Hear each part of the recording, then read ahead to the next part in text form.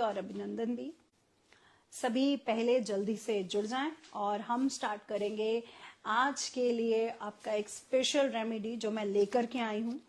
और ये रेमेडी आपके लिए बहुत ज्यादा काम करने वाली है, बिकॉज ऑफ आजकल जो हमें सबसे ज्यादा देखने को मिलता है वो है बीमारियां, एंजाइटी, डिप्रेशन, स्किन की प्रॉब्लम्स, पेट से संबंधित इश्यूज, घुटनों की या फिर टांगों के इश्यूज। किसी को पैरों में दर्द है, किसी को बॉडी पेन रहता है, किसी को हेडेक बहुत रहता है, किसी को सिर दर्द है, या फिर गृह कलेश रहता है। क्योंकि जब गृह कलेश है, घर में कोई भी प्रॉब्लम है, कोई भी इश्यूज है, तो आपको वो मेंटल इश्यूज पहले बनते हैं और फिर आपके फिजिकल इश्यूज यानी शरीर पर उनका प्रभाव देखने को मिलता है।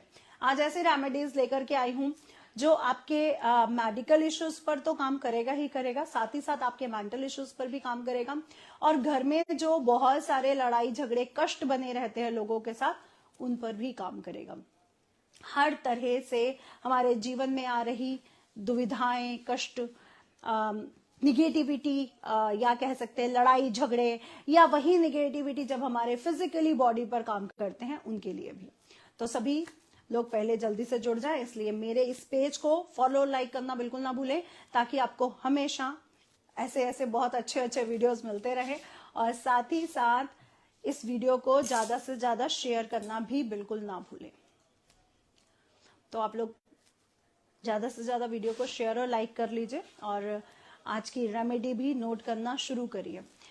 थोड़ी सी ध्यान देने वाली बातें हैं जो आपको ध्यान से सुननी है इस टॉपिक को लेकर के, क्योंकि जो रेमेडी आपको बताने वाली हूँ वो थोड़ा सा आपको ध्यान देना होगा। कई बार क्या होता है, हमारे घर में कोई ना कोई ऐसा कोई कर्ज होता है, क्योंकि जब हम शास्त्रों को पढ़ते हैं तो ऋषि ऋण, बहुत से ऋण के बारे में लिखा है, जहाँ पे ऋषि ऋण है, स्त्री ऋण है, पितृ ऋण है, अजन्मा ऋण है, भ्राता ऋण है, ऐसे बहुत से ऋणों के बारे में, कर्ज के बारे में लिखा गया है। कर्ज हमारे साथ हमेशा कैरी फॉरवर्ड होते हैं। जैसे हमारे अच्छे कर्मास कैरी फॉरवर्ड होते हैं, हमारे बैड कर्मास कैरी फॉरवर्ड होते हैं, वैसे हमारे साथ जुड़े हुए जो कर्ज हैं, जो ऋण हैं, जो निगेटिव चीजें, वो भी कहीं ना कहीं कैरी फॉरवर्ड होते हैं। तो ये जो कर्ज हैं जो हमारे साथ कैरी फॉरवर्ड हो रहे हैं, इनसे मुक्ति पाने के लिए, क्योंकि अगर आपके घर में रेगुलर कोई काम हो रहा है, रेगुलर पैसा नहीं आ रहा है, कई सालों से आप एक ही स्थिति में हैं, मेहनत तो बहुत कर रहे हैं लेकिन आगे नहीं बढ़ पा रहे, कई सालों से कोई बीमार है और वो सही नहीं हो पा रहा है, कई सालों से ये स्थितियां बनी हुई है, या फिर कई सालों से कलेश चला आ रहा है, कलह चले आ रही है, लड़ाई झगड़े चले आ रहे हैं और वो स्थितियां आपकी बनी नहीं रही हैं, तो ये रेमेडी आपके लिए। जैसे मैं तो कहूंगी सबसे पहला एक उपाय कि ये एक पर्सनल एक आप लोगों को बात बता रही हूँ कि ये सब झंझटों में पड़ो ही मत, दूर रहो, है ना ज्यादा सुनो, ना ज्यादा बोलो, काम खत्म करो, वो ज्यादा अच्छा है अपने आप को रिलैक्स रखने के लिए। ज्यादा झंझट में पड़ेंगे, ज्यादा उठेंगे बैठेंगे चीजों में, ज्यादा बातें होंगी तो ज्यादा झंझट होंगे। तो पहले तो अपने आप को इन सब निगेटिव चीजों से दूर रखो जो आपके मेंटल और फिजिकल बॉडी पर इफेक्ट डालती हो। ये सबसे अच्छा है। कम खा लो, कम एंजॉय करो, लेकिन अपने आप को पहले फ्रेश रखो। सेकेंड जो आपके लिए जो रेमेडी लाई हूं, थोड़ा सा कॉपी पेन लेके नोट करना, क्योंकि ध्यान देने वाली बात है। और एक बात और बताऊं, मेरा तो ये कहना है कि मैं अपने बाबा को, शिव बाबा को बहुत प्यार करती हूँ। आई लव, मतलब मैं अपना सिर भी अगर झुकाती हूँ ना, आंखें भी बंद करती हूँ ना, तो मुझे वो दिखाई पड़ते हैं। और फिर माँ पीताम्बरा, जिनको मैं बहुत ज्यादा पूजा करती हूँ, लेकिन मेरे को लगता है मेरी लाइफ में लाने वाले माँ पीताम्बरा को मेरे बाबा ही हैं, शिव जी ही हैं जो उनको मेरी लाइफ में लेके आए। क्योंकि वो खुद थे तो वो शक्ति को, जब शिव है और शक्ति ना हो तो ऐसा हो नहीं सकता, तो वो दोनों मेरी लाइफ में आए। तो बस जिसने मुझे जो दिया, अच्छा या बुरा, मेरे बाबा जी उसको वो डबल करके दे दे। मेरी तो बस यही मनोकामना है कि जो भी जिसने मुझे दिया, प्यार दिया, रिस्पेक्ट दी, इज्जत मान दिया, इतना भगवान ने मुझे जो भी दिया इस यूनिवर्स ने, वो उसको डबल, 2 गुना करके वापस मिल जाए।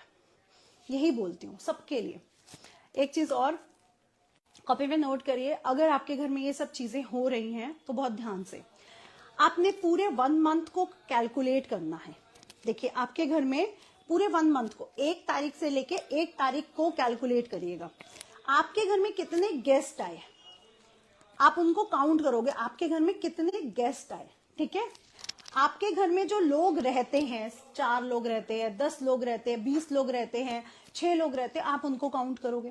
तो 6 लोग सपोज दैट घर में रहते हैं, तो 6 लोग वो काउंट हो गए। अब अकॉर्डिंग 1 तारीख से 1 तारीख तक जितने लोग आए आप उनको भी काउंट कर लो। तो सपोज दैट मेरे घर में 10 लोग आए, 60 लोग आए, आप उनको काउंट कर लो। फिर आप काउंट करो मेट्स को, कि मेरे घर में काम वाली आती है, स्वीपर आता है, कूड़े वाला आता है, गाड़ी धोने वाला आता है, इनको भी आप काउंट कर लो। तो सपोज दैट 30 लोग आए, 6 लोग घर के हुए, 5-6 नौकर चाकर हो गए, काउंट हो गए। फिर आप काउंट करो कि आपके जो पापा मम्मा दादा दादी थे, जो एंसेस्टर, जो आपके पूर्वज थे, मतलब जिनकी पीढ़ी आप चली आ रही हो, उनको भी काउंट कर लो। यानी दादा दादी को, या दादा दादी हैं आपने उनको गिना है तो फिर अपने परदादा परदादी को काउंट कर लो। जो नहीं है उनमें से 2 लोगों को काउंट कर लो, और 2 लोग नाना नानी को भी काउंट कर लो। तो एक्स्ट्रा आपने 4 लोगों को काउंट करना है टोटल। जितने लोग घर के हैं, महीने में जितने लोग आए, जितने कर्मचारी काम कर रहे हैं, एक्स्ट्रा टोटल 4 लोगों को आपने काउंट कर लिया। अब इतने लोगों को आपने गिना, सपोज दैट आपकी काउंटिंग आई 64 या 34 या 14 या जो भी आपकी काउंटिंग आई। समझ गए हैं? नहीं समझ में आ रहा तो प्लीज कमेंट कर दीजिए और गलत मत करिएगा। अब आपने उतनी ही आटे और गुड़ को मिलाकर के रोटियां तैयार करनी है, लेकिन रोटी बनाने से भी पहले एक चीज को ध्यान देना है कि लोहे का इस्तेमाल नहीं करना है। लोहे के चिमटे का, स्टील के चिमटे का, तवे का इस्तेमाल नहीं करना है। तो वो जो आपने रोटी बनानी है वो तंदूर की बनानी है। किसकी बनानी है? वो आपने रोटी तंदूर की बनानी है। तो कोई भी तवा, चिमटा, लोहे का प्लेट, ये सब यूज नहीं करना। आपने प्रॉपर तंदूर की रोटी बनानी है और उसको कागज में या पत्ते में आपने रखना है। आपने उसको प्लेट, स्टील की थालियां भी यूज नहीं करनी है। उतनी रोटियां बना करके अब आप लोगों ने या तो किसी मंदिर में देनी है, और या फिर आपने जानवरों को, जो रोड्स के किनारे जो डॉग्स बैठे हैं, जो क्या बोलते हैं, गायें हैं, सांड बैठे हैं, तो जितने भी आपको जानवर दिख जाते हैं अपने आसपास, घर के आसपास चौराहे पर, उन सबको ये खिलानी है। और अदरवाइज आप किसी मंदिर में भी इसको दे सकते हो। इसको बड़े ध्यान से सुनिएगा, जो मैंने आपको नंबर्स गिनवाए हैं, अगर वो नंबर्स आप सही कैलकुलेट करोगे तो आपको 3-2 मंथ में आपको इस उपाय से अच्छे रिजल्ट देखने को मिलेंगे। आपके ग्रह क्लेश खत्म होंगे, आपकी जो बहुत सालों से स्थितियां डिस्टर्ब चल रही थी उसमें रिजल्ट मिलेगा, बहुत सालों से जो बीमारियां चल रही थी उसमें अच्छे रिस्पॉन्स मिलेंगे। ऐसे आपको बहुत अच्छे रिस्पॉन्स मिलेंगे। तो प्लीज इस उपाय को बहुत ढंग से करें।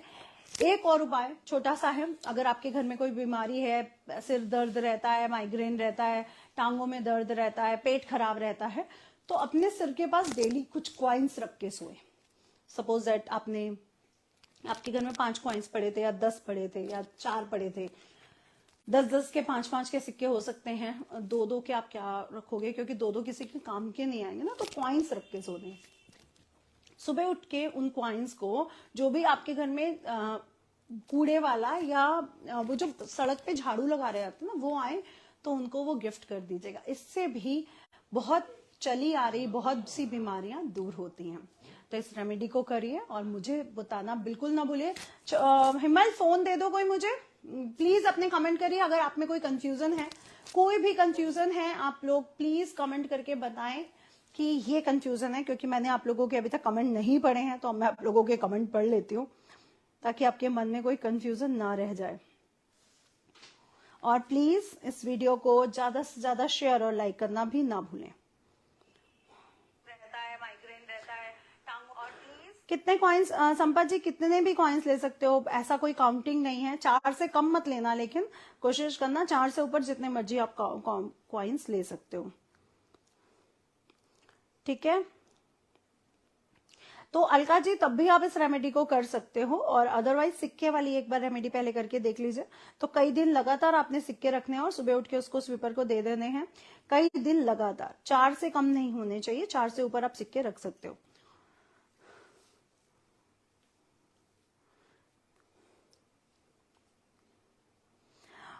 कुबेर जी के लिए वैसे कुबेर दिया भी आता है, जो थोड़ा सा उठा होता है नीचे से पीतल का, लेकिन इसके बारे में आपको किसी और दिन बताऊंगी, ठीक है। तो उसके लिए मैं आपको पूरा अच्छे से किसी और दिन बताऊंगी। थोड़ा सा मेरे पेज को फॉलो करके रखिए, आपके टॉपिक को जरूर लूंगी।